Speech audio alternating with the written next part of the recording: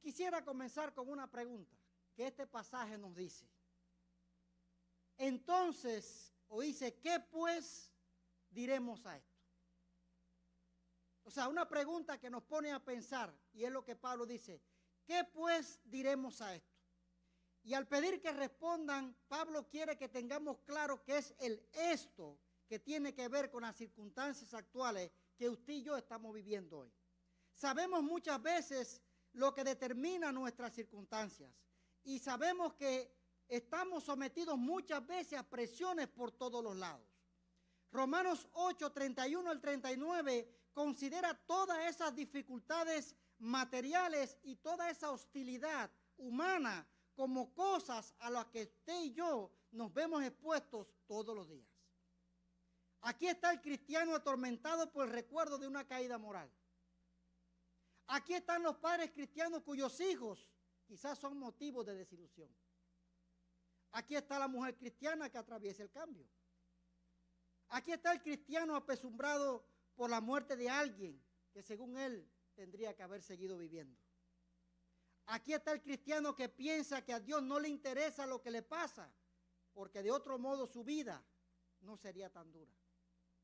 Pero es justo a este tipo de gente, es decir, gente como a nosotros, a los que Pablo nos desafía y nos dice, ¿qué pues diremos a esto? Y antes de entrar al pasaje en cuestión, el versículo 31 es como que está en el medio de algo importante. Si usted mira el versículo 26 hasta el 30, te vas a encontrar, ¿qué pues diremos a esto?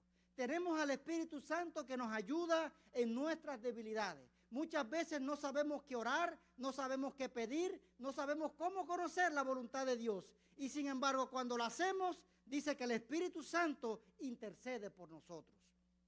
Está también aquel que dice que sabemos que para los que aman a Dios, todas las cosas cooperan para bien.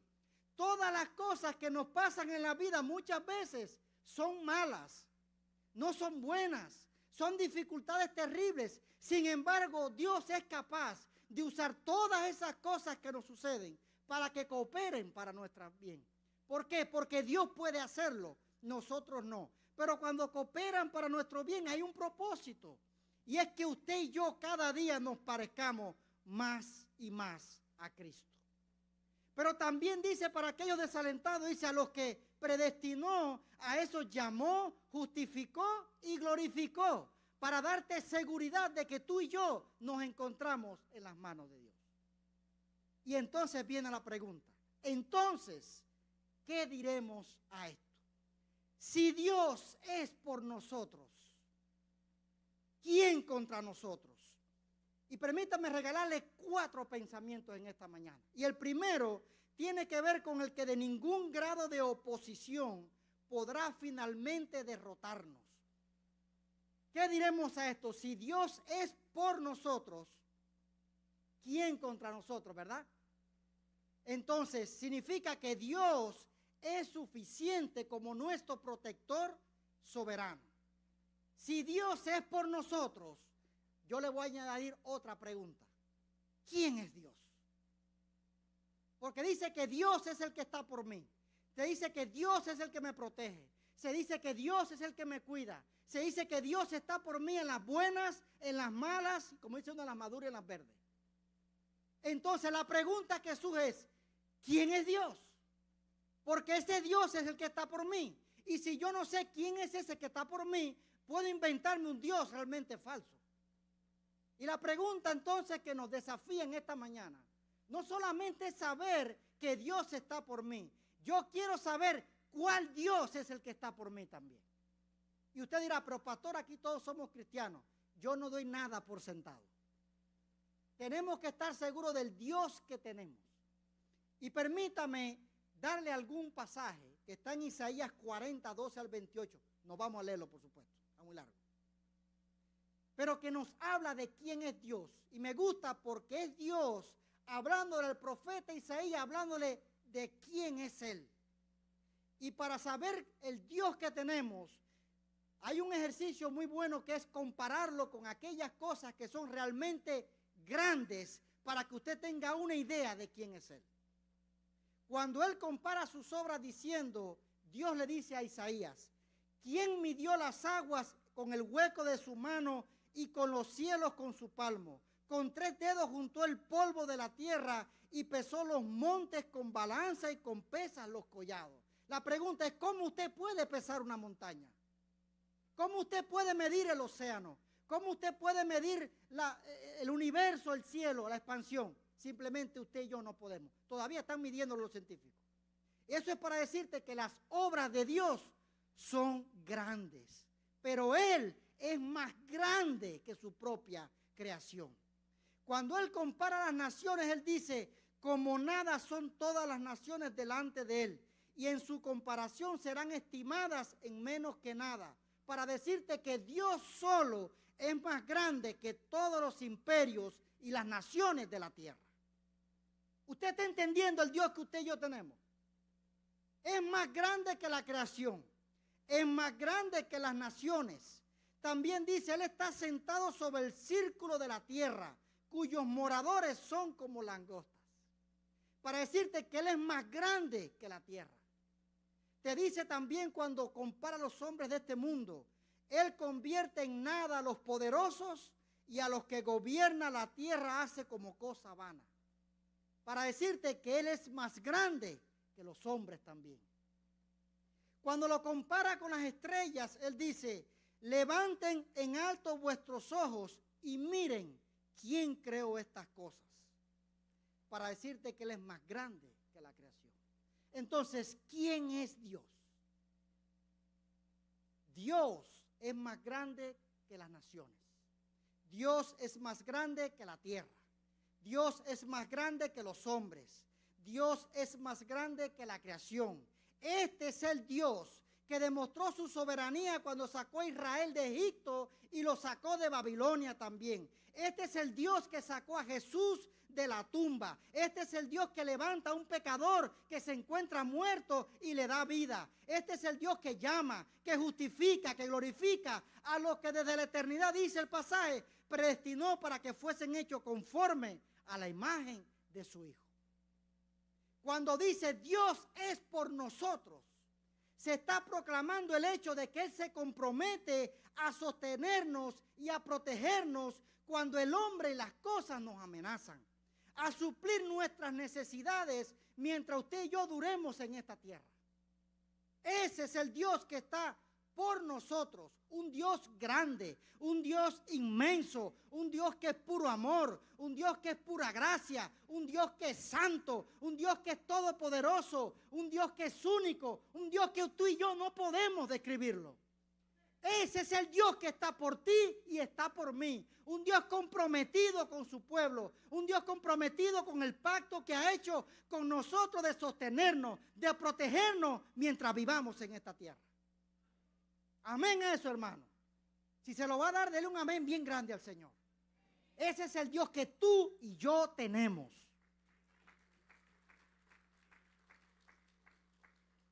Y después dice, si Dios es por nosotros, ¿quién contra nosotros? Y usted dirá, bueno, ¿quién contra mí? Créame que usted tiene a todo el mundo en contra suya.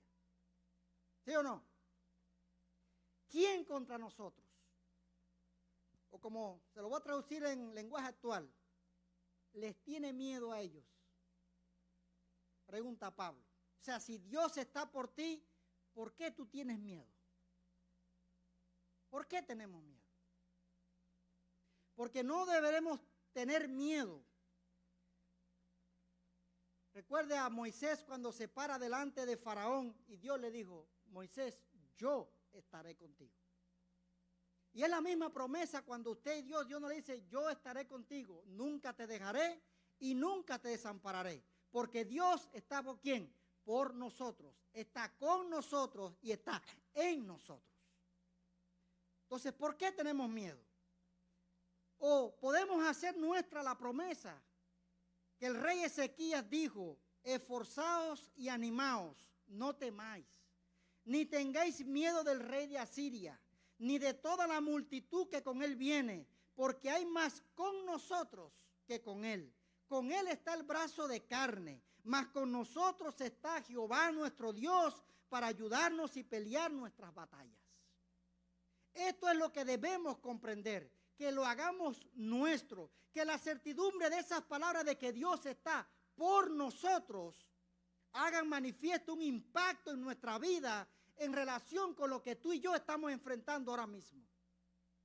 Y al conocer a Dios de este modo, como nuestro protector soberano, irrevocablemente comprometido con nosotros, encontraremos no solamente liberación del temor, sino fuerzas para seguir adelante. Usted y yo necesitamos hoy fuerzas para seguir adelante. ¿Y qué mejor fuerza de aquel que está conmigo? De aquel que está por mí. Y que me dice, si estoy contigo, si soy tu protector soberano, si estoy comprometido contigo, no tienes que tener miedo. Ese es el primer pensamiento. Sigo, paro aquí ya. Seguimos entonces. Dice también el versículo, el que no escatimó a su propio hijo, sino que lo entregó por todos nosotros. Escuche esta otra pregunta.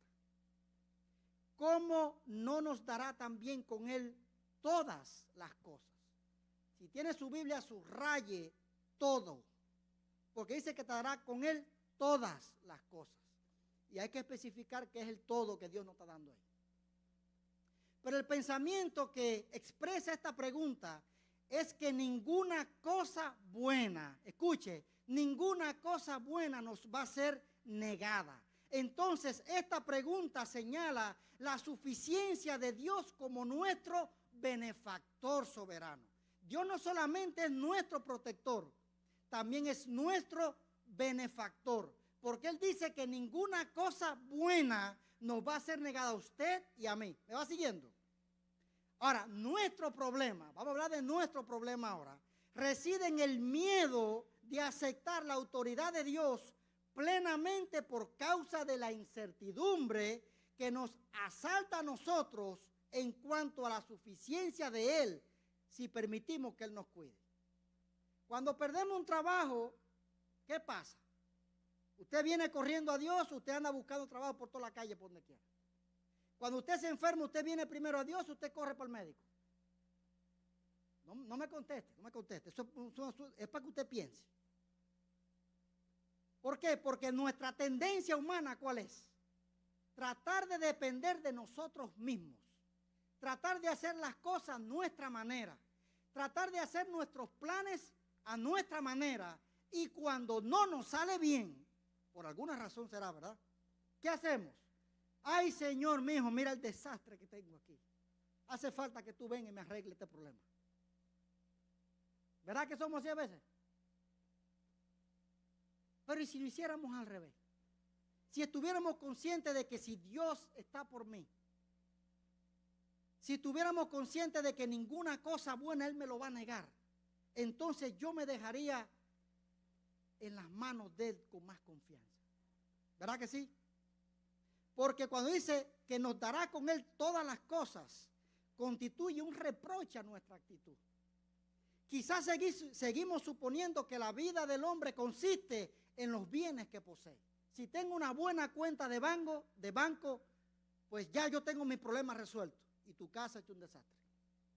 O tienes un buen trabajo y estás prosperando, pero tus hijos están perdidos o no tienes salud. Ven, hermano, la vida es muy compleja como para que Dios, usted y yo lo dejemos fuera de ella. Entonces, esta frase nos dice que no hay ninguna pérdida definitiva ni empobrecimiento irreparable que temer. Si Dios nos niega algo, es solo con el fin de hacer lugar para cosas que Él tiene pensadas para nosotros. ¿Acaso tememos que a Dios le falten las fuerzas y sabiduría para cumplir los propósitos que ha anunciado? Nuestro Dios es fiel y nuestro Dios es suficiente. Jamás vamos a necesitar más de lo que Él me puede dar a mí. Y lo que me da, tanto material como espiritualmente, siempre será suficiente para el momento en que estoy viviendo. Como el salmista dijo, porque sol y escudo es Jehová Dios. Gracia y gloria dará Jehová. No quitará el bien a los que andan en integridad. O como dijo el apóstol Pablo, Fiel es Dios, que no os dejará ser tentados más de lo que podáis resistir, sino que dará juntamente con la tentación la salida para que puedan soportar. O como usted lo leyó ahorita aquí mismo, bástate mi gracia, porque mi poder se perfecciona en la debilidad. ¿Usted se lo cree, hermano? Que el poder de Dios se perfecciona en nuestras debilidades. Si usted dijo amén y usted se lo cree, pues hay que vivirlo. No nos queda de otra. Porque eso es lo que significa que Dios esté por nosotros. El significado de la frase que nos dará con Él todas las cosas, las podemos expresar de esta manera. Algún día descubriremos que nada, literalmente nada, de lo que hubiera podido aumentar nuestra dicha eterna nos ha sido negado. Y que nada, literalmente nada, de lo que hubiera podido limitar esa dicha, tampoco se quedó con nosotros. Dios es suficiente, hermano, para mi momento pasado, para mi momento presente y para el futuro que tengo delante. Y permítame, aunque esto es una historia interesante, siempre me gusta ir al Salmo 23 a cada rato, porque a mí me impresiona David cuando escribe este salmo, porque me habla de esa suficiencia de Dios. Y David cuando escribe este salmo, debe darle una información. David no tenía los 15 años, no era el pastorcito de Israel tocando las ovejas. Cuando David escribe el Salmo 23, David era un anciano. Y David fue capaz de decir, anciano, el Señor es mi pastor. Y escuche, nada me faltará. Faltará, si te das cuenta, está como en tiempo ¿qué? Futuro. David es capaz de mirar el pasado de él y vio cómo fue Dios suficiente como su pastor, guiándolo cuando era pastor de ovejas, guiándolo cuando Saúl lo quería matar, guiándolo cuando sus propios hijos lo querían matar, guiándolo cuando tuvo que conquistar las naciones que estaban cerca de Israel. Cómo Dios fue su pastor en todo momento, bajo toda dificultad, y Dios nunca lo abandonó. Y pudo decir el Señor es mi pastor. Lo puso bien personal. Es mi pastor, me ha guardado, me ha guiado por todas las sendas, por los valles de sombra de muerte, por donde quiera he pasado, Él ha sido mi pastor. Y por eso es que dijo, si yo miro mi vida pasada y nada me ha faltado, y vivo mi vida presente y nada me ha faltado, puedo decir con absoluta seguridad que nada me va a faltar en el futuro. Porque Él sigue siendo mi pastor en mi pasado, en mi presente y cuando llegue allá también. Ese es el Dios que usted y yo tenemos, hermano. Entonces, ¿por qué la incredulidad que tenemos a veces? Tenemos que aprender a saber quién es el Dios que está por nosotros. Para que ustedes cuando digan, ¿quién contra ti? Nadie. Como dijo el gran reformador de la iglesia, Martín Lutero, si Dios está conmigo, Dios y yo somos la mayoría. ¿Qué clase de fe tenía ese hombre? Pero voy para el tercero. La pregunta que dice, ¿quién acusará a los escogidos de Dios? Interesante esa pregunta, cuando hay muchos acusadores hoy en día, que te acusan por cosas que hiciste o que no hiciste o que se la imaginaron. De eso hay donde quiera. No se sienta que esta iglesia es exclusiva en ese asunto. Créame, ese problema está donde quiera. ¿Quién acusará a los escogidos de Dios? Y me gusta esta pregunta, porque esta pregunta te está hablando de que Dios es mi defensor. Me está diciendo, ¿quién acusará a los escogidos? Y escuche cómo Dios nos llama. Nos llama como escogidos. No voy a meterme en el tema de la elección aquí, porque no es el propósito. Pero siéntase usted, si está aquí, un escogido por Él para algo específico. Hay un propósito que Dios puso en tu mente y en tu corazón. Hay una pasión que Dios puso en ti, te escogió para eso. Entonces, si Dios te escogió para eso, o escuche la pregunta, ¿quién te va a acusar? Dice, si Dios es el que justifica. O sea, es el Dios que está en medio de ti y el acusador, y Dios está en el medio justificándote todo el tiempo para que todas las acusaciones de tus enemigos, del propio Satanás, no procedan contra ti. Y por eso viene la otra pregunta, ¿quién es el que condenará? podríamos decir nadie, pero usted sabe que sí hay unos cuantos condenando por ahí, por una razón u otra. Pero quiero que veamos más profundamente esto. ¿Quién acusará a los escogidos de Dios? Pablo trae a nuestra mente la gracia de Dios. Porque Pablo dice que lo que Dios justifica fueron escogidos. Y si la justificación que Él mismo nos da hubiera de ser revocada en algún momento, los planes de Dios no se cumplirían en nosotros. Pero por eso lo invito al versículo 30.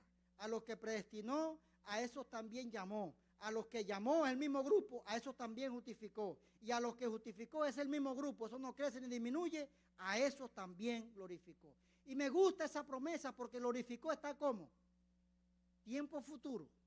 Pero ¿dónde usted y yo estamos viviendo? Aquí en la tierra. ¿Dónde estamos luchando? Aquí en la tierra.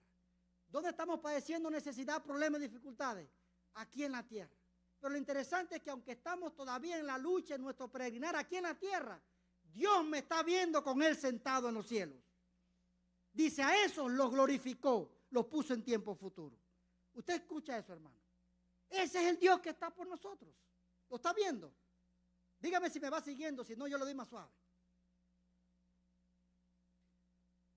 Entonces, vemos la gracia de Dios, porque, hermano, la salvación es por la pura gracia de Dios. Aquí no hay méritos ni hay obras en lo que usted y yo podamos añadirle o quitarle a la salvación que Él nos dio. Eso es por pura gracia. Y si Él decide salvarte, hermano, ¿quién te va a condenar? Si el que pagó por tus pecados fue Él. ¿Verdad que sí? Es el Dios que tenemos por nosotros. También Pablo con esa pregunta trae a nuestra mente la soberanía de Dios en el juicio.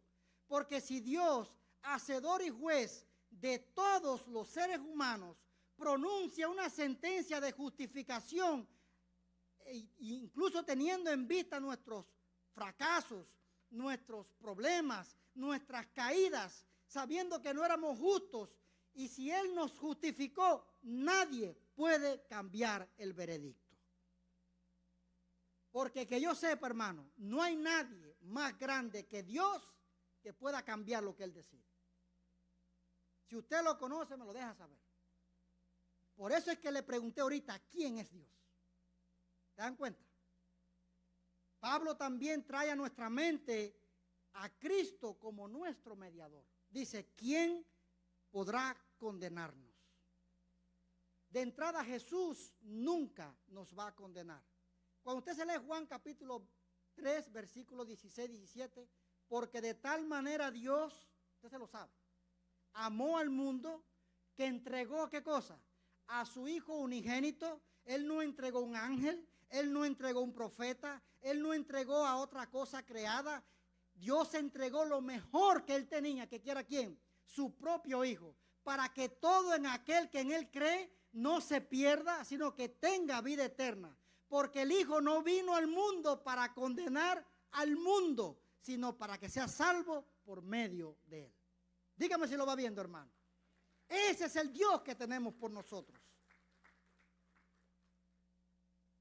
Entonces, este verso tampoco, o sea, no niega ni por un momento que los cristianos fallan y caen, y algunas veces gravemente. Ni niega tampoco que el recuerdo de los pecados cometidos después de ser cristiano a veces nos resulta más penoso de lo que quisiéramos pensar en ello.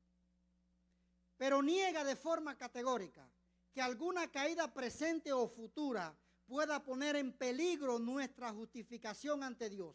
Y la razón es simple, hermano. Me estoy guiando por lo que dice el pasaje. Nadie está en condiciones de hacer que el veredicto dado por Dios sea cambiado. Nadie puede cambiarlo. ¿Quién acusará a los escogidos de Dios? Dice, Dios es el que justifica. Descarte que alguien te pueda acusar. ¿Quién condenará a los escogidos de Dios? Descarte quién te puede condenar. ¿Por qué? Porque Cristo es el que murió por nuestros pecados, los pagó pasado, presente y futuro, y nos ha justificado para tener acceso delante del Padre 24/7, hermano. Y eso es lo lindo del Dios que está por nosotros. Y por último, mira la gran pregunta.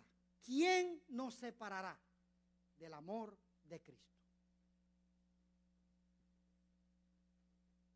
Que esa pregunta usted la profundice ahora. Yo soy más maestro que predicador, pero quiero que la profundice. ¿Quién nos separará del amor de Cristo? Piense por un segundo, aunque sea. Piense todas esas cosas que intentan separarte de Él constantemente. Piensa en el pecado oculto que está por ahí, que nadie sabe, pero que Dios sí conoce, que quiere separarte del amor de Cristo. Piensa en aquellas cosas que tú has hecho, que te sientes culpable, donde tú crees que Dios te dejó de amar. No me conteste, piénsela. Ahora piensa en la pregunta. ¿Quién nos separará del amor de Cristo? Y viene Pablo y te hace otra pregunta y te las pone todas juntas. Tribulación. ¿Quién no pasa por tribulación? Todos pasamos por tribulaciones, ¿verdad? Y la tribulación de por sí lo que significa es una prueba tan pesada que lo que hace es que te aplasta de lo difícil que es la tribulación. Está la tribulación. ¿Puedes separarte de la tribulación? O la angustia. ¿Quién no ha estado angustiado por una causa u otra? O la persecución. Quizás muchos de ustedes no saben lo que es ser perseguido por ser cristiano. Otros sí saben lo que significa eso. Y si no lo has experimentado, cosa que no te deseo, igual nada puede separarte del amor de Cristo. Dice, o desnudez, nosotros que siempre estamos pensando que vamos a ponernos, que vamos a comprar la última ropa, que a veces cogemos el cheque el fin de semana y se nos fue en la tienda. Se ríen, pero es así. Peligro o espada. Y como dice Pablo, tal como está escrito, por causa tuya somos puestos a muerte todo el día, somos considerados como ovejas para el matadero. Y entonces, mire todas las circunstancias que Pablo pone, vuélvase a preguntar, ¿quién nos separará del amor de Cristo? Porque el pensamiento en esta pregunta es el que nadie puede separarnos jamás del amor de Cristo. Y transmite este concepto presentándonos a Dios Padre, Hijo y Espíritu Santo como nuestro guardador soberano. Dios no solamente es nuestro protector o es nuestro benefactor, Dios es nuestro guardador también. Primero, Dios es suficiente como nuestro guardador, porque dice, ninguna otra cosa nos podrá separar del amor de Dios, porque el amor de Dios es el que nos tiene agarrado a nosotros, hermano. No piense usted por un momento que es usted quien tiene agarrado a Dios. Es Dios que nos tiene agarrado a nosotros. Agarrado es una buena palabra aquí, ¿verdad? No, por si acaso. Cuando hay muchas culturas siempre me gusta preguntar. Agarrado es que Dios nos tiene, pero bien sujetos fuertemente. Como Jesús dijo, mis ovejas oyen mi voz y yo las conozco y me siguen y yo les doy vida eterna y no perecerán jamás, ni nadie las arrebatará de mi mano. Mi Padre que me las dio es mayor que todos y nadie las puede arrebatar de la mano de mi Padre. Usted escuchó esa promesa, hermano. Nadie te puede arrebatar de las manos del Padre, ni tú mismo te puedes salir. Porque el amor de Dios te tiene agarrado fuertemente. Es como que Dios te dio un abrazo de oso y te agarró. Usted ha visto los osos esos grandotes que tienen unas garras enormes cuando abrazan así, que no sueltan. Así mismo, Dios te agarra y te abraza con ese profundo e inmensurable amor y no te va a soltar, hermano. Como Jesús lo dijo, nadie las puede arrebatar de la mano de mi Padre. Nuestra fe no va a faltar mientras Dios la sustente. No somos tan fuertes como para alejarnos mientras Dios esté resuelto a tenernos en su mano. Entonces Dios es suficiente como nuestro guardador, pero Dios es suficiente como nuestro fin, porque dicen todas las cosas somos más que vencedores por medio de aquel que nos amó. Y el amor vuelve a salir de nuevo aquí. De este modo el Espíritu Santo que mora en nosotros, cuyo misterio consiste en asegurarnos que somos hijos y herederos de Dios, nos conducirán al punto triunfante que Pablo da. Porque estoy seguro o estoy convencido. Me gustan las palabras de Pablo porque dice estoy seguro, estoy convencido. No hay nadie que me haga cambiar de opinión respecto a esto. De que ni la muerte, de que ni la vida, ni ángeles, ni demonios, ni principados, ni lo presente, ni lo porvenir, ni lo alto, ni lo profundo, ni ninguna otra cosa creada nos podrá separar del amor de Dios que es en Cristo Jesús, nuestro Señor.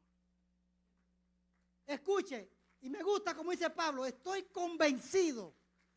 Pablo había experimentado todas las dificultades que usted y yo podemos imaginarnos. Como él mismo dice, enemigos afuera y enemigos adentro. He sido apedreado, he sido azotado, he sido calumniado, he sido blasfemado, he tenido abundancia, he tenido escasez, pero todo lo puedo en Cristo que me fortalece.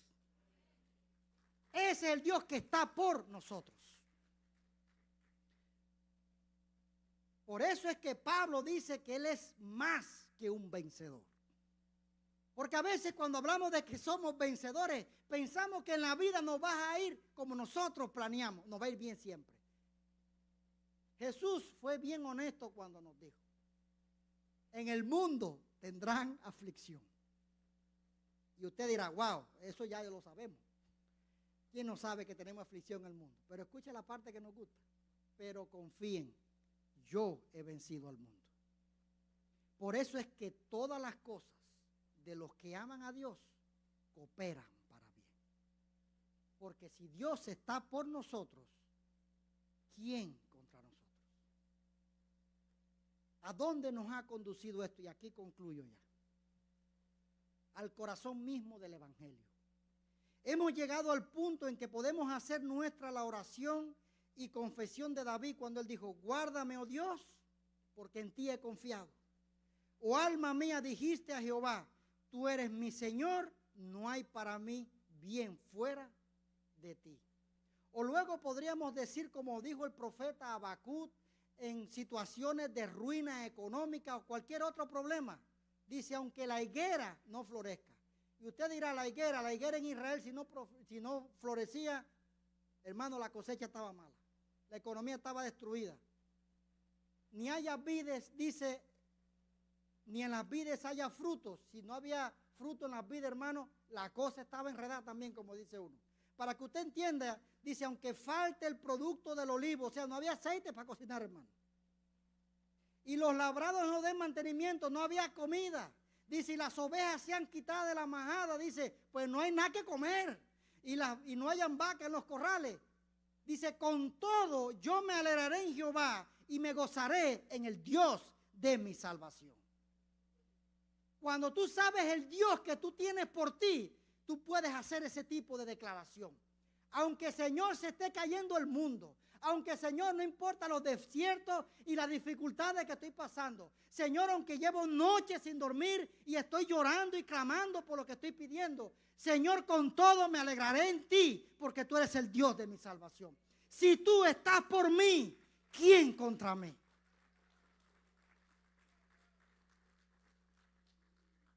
Y usted llega al punto en que puede comprender la verdad de la vida cristiana en términos de victoria, aun cuando todo parece en tu contra. ¿Por qué? Porque no hay carga demasiado pesada que Él no pueda llevar. No hay tormenta demasiado violenta que le impide estar junto a ti. Es cuando Dios lanza el reto y le dijo a Moisés, ¿habrá algo difícil para mí? Si soy suficiente, si soy grande, si soy incomparable, si soy único, si soy tu benefactor, si soy tu proveedor, si soy tu protector, la pregunta es, ¿habrá algo que sea difícil para mí? Dígame si entiende por qué le dije quién es Dios. Porque si usted sabe quién es Dios, hermano, usted vive su vida cristiana, pero mire, seguro, tranquilo y confiado, aún en los valles de sombra de muerte.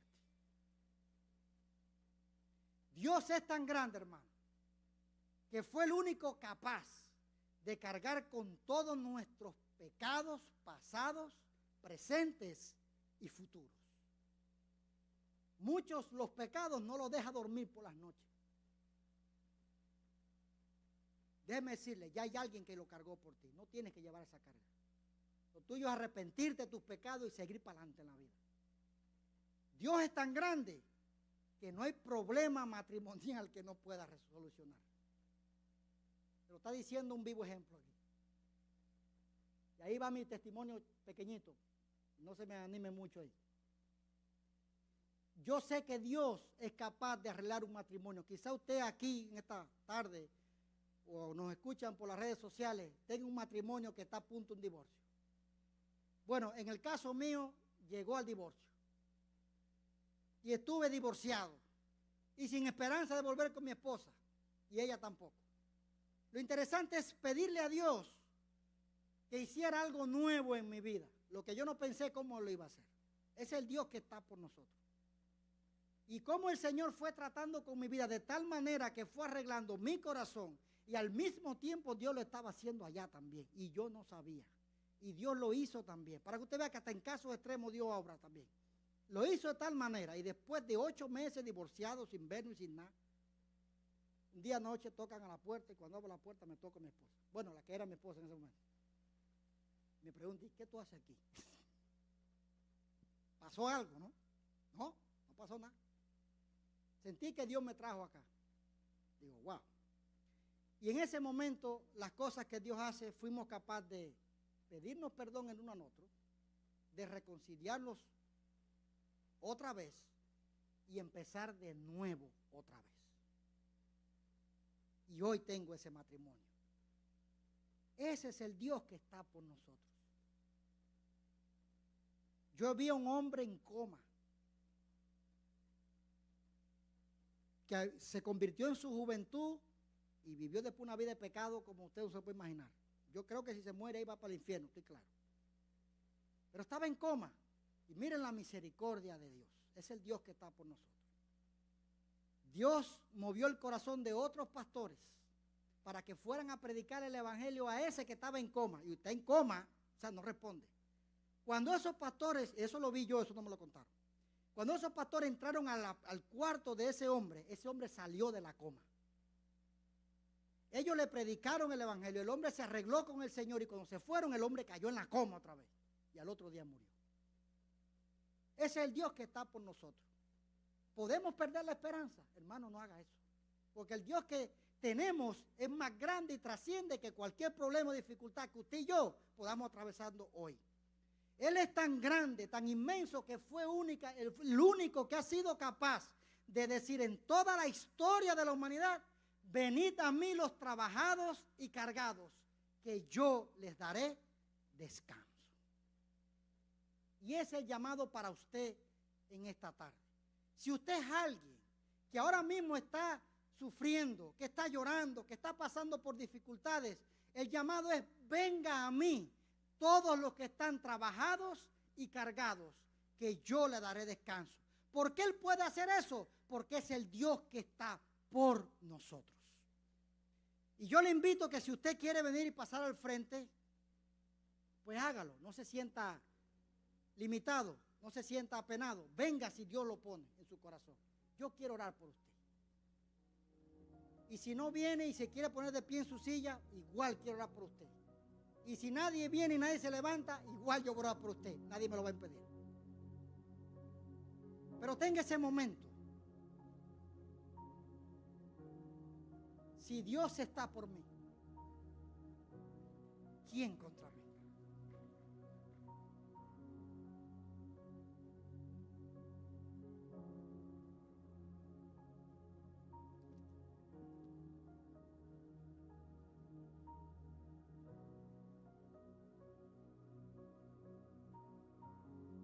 Venga a los pies de Cristo si así lo quiere. Hoy Dios te da una nueva oportunidad. Hoy Dios puede cambiar todo lo que está pasando en tu vida, porque es el Dios que está por nosotros. Es el Dios que está con nosotros. Es el Dios que está en nosotros.